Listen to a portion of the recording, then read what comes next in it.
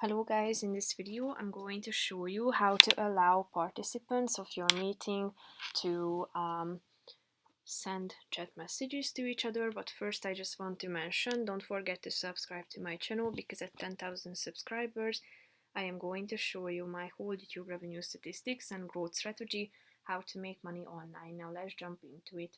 First of all, open the app on your phone or the website and then click on the My Account button at the top.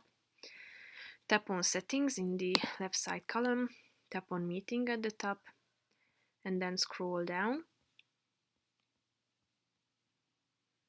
to this In Meeting section and tap on Chat to enable to allow the participants to send chat messages.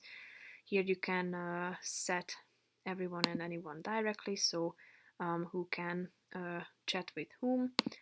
And here you can allow users to save chats from the meeting, and basically that's it for this video, guys. See you in the next one. Bye bye.